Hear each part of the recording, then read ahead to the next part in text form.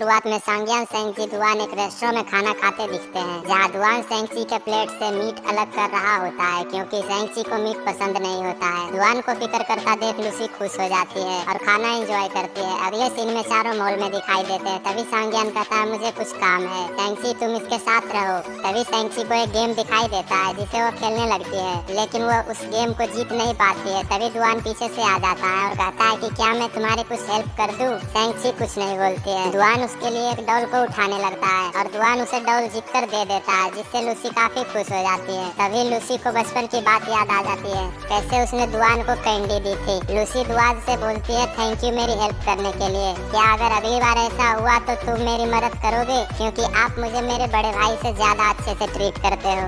तभी दुआन बोलता है ठीक है, फिर मैं तुम्हारे बड़े भाई से ही पूछ लेता हूँ। लूसी कहती है नहीं नहीं ऐसा मत करो। दुआन कहता है ठीक है मैं नहीं कर रहा। दुआन कहता है चलो मैं तुम्हें तुम्हारा घर तक ड्रॉप कर देता हूँ। लूसी सोचती है अगर ये मेरे घर तक गए तो कहीं ये मेरे पेरेंट्स से मेरी कंप्लेन ना कर दे। तभी लूसी बोलती है नहीं आप जाओ, आपको बहुत काम होगा, मैं चली जाऊंगी, मेरा घर पास नहीं है। दुआन उसे रोकते हुए बोलता है मुझे कितना भी काम क्यों न हो, तुम्हें अकेले जाने नहीं दूंगा। तब दुआन लूसी को घर तक छोड़ देता है। तब लूसी कहती है आपने मेरी हेल्प की इसके लिए थैंक यू, क्या अगली बार आप मुझे हेल्प करोगे? दुआन कहता है क्या फिर से तुम ऐसा ही करोगे? लूसी बोलती है नहीं नहीं, लेकिन अगली बार अगर जरूरत पड़ी तो।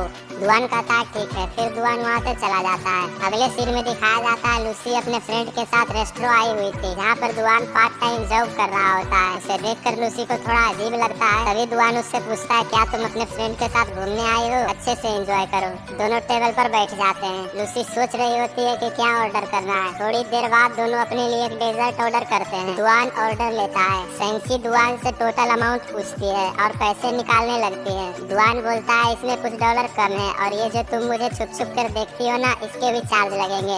लूसी बोलती है ऐसा कुछ भी नहीं है, तुम इतने स्मार्ट भी नहीं हो। दुआन मुस्कुरा देता है और बोलता है मुझे पैसे नहीं चाहिए, तुम आराम से बैठो, मैं तुम्हारे लिए डिश लाता हूँ, मैं तुम्हारा डेजर्ट अफोर्ड तो कर ही सकता हूँ। लूसी की फ्रेंड उससे बोलती है दुआन तो बहुत ज्यादा हैंडसम लग रहा है। अपनी फ्रेंड्स की बात सुनकर लूसी कहती है ऐसा नहीं है। तभी दुआन डिश सर्व करता है और दोनों से बोलता है एंजॉय योर मील। लूसी और उसकी फ्रेंड्स आराम से अपने मील को एंजॉय कर रही होती है। लूसी बहुत खुश थी क्योंकि वो चोरी छुपे दुआन को देख पा रही थी। तभी वहाँ पर उस दुकान का मैनेजर आता है और दुआन से बोलता है तुम अपना एडवांस पैसे ले जाना क्योंकि तुम्हें उसकी जरूरत है। ये सब सुनकर लूसी को अच्छा नहीं लगता है। वह सोचती है दुआन को पैसे की जरूरत है और उसने मुझे ये डेजर्ट फ्री में दे दिया है। यह सब सोचकर लूसी को अच्छा नहीं लगता। तभी वहाँ पर बर्थडे बॉय आता है, वो लड़का जिसे बचपन से लूसी पर कर्ज था। उसकी नजर जैसे ही दुआन पर पड़ती है तो वह पूछता है यह तुम्हारा बड़ा भाई है ना, क्या यहाँ काम करता है? दुआन भी ये सब सुन रहा होता है। वह दुआन से हाय हेलो कहता है, जिससे दुआन भी क्यूट सा स्माइल देता है। बर्थडे बॉय लूसी से पूछता है क्या सच में ये तुम्हारा बड़ा भाई है? लूसी इसका जवाब नहीं देती है। बर्थडे बॉय दुआन को बाय बोलकर वहाँ से चला जाता है। सेंगजी वापस से दुआन के पास आती है और सैड होकर पूछती है दुआन क्या आपको पैसों की कमी है? मैंने अपने भाई से सुना था कि आप काम करते हो, आज मैंने देख भी लिया।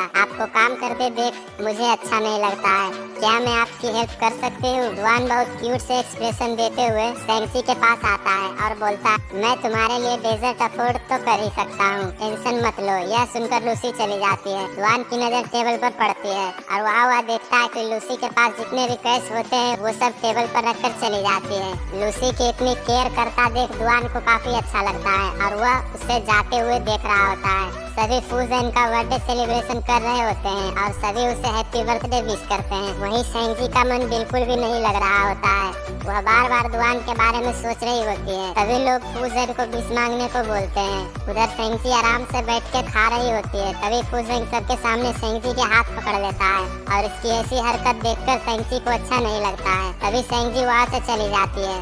यह सब देखकर उसकी बेस्ट फ्रेंड को काफी बुरा लगता है। उसकी ऐसी एक्सप्रेशन से साफ पता चलता है कि वो फूजेंग को पसंद करती है। फूजेंग सेंगजी के पीछे पीछे जाता है। सेंगजी दुआन को देखकर जा रही होती है।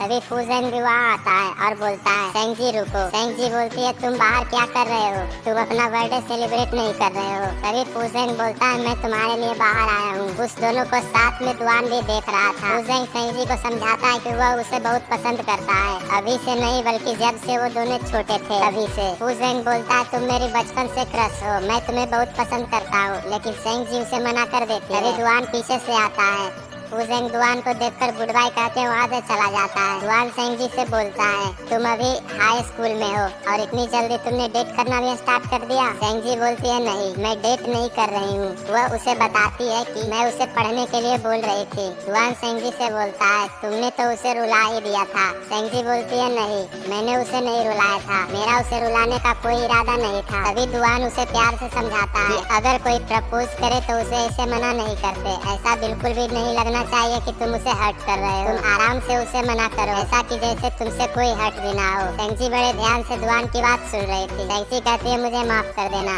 अगले बार से मैं ध्यान रखूंगी। दुआन सेंगजी से बोलता है ठीक है, मैं चलता हूँ। दुआन उसे गुड बाय कहते वहाँ से चला जाता है। अगले दिन सेंगजी के स्कूल में स्पोर्ट्स कंपटीशन होता है, जहाँ टीचर उसे हाई जंप में रजिस्ट्रेशन करने को बोलते हैं, लेकिन सेंगजी मना कर देती है। लेकिन टीचर के फोर्स करने पर वह मान जाती है।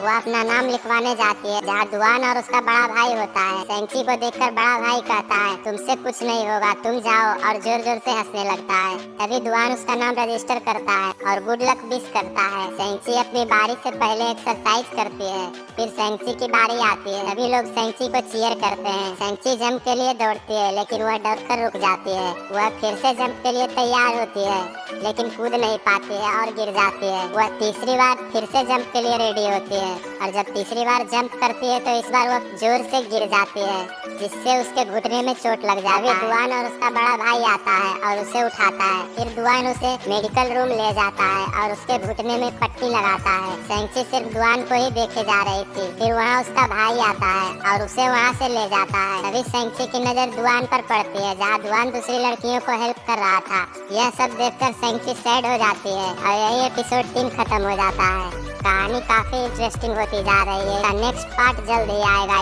इसके लिए सब्सक्राइब करना मत भूलना।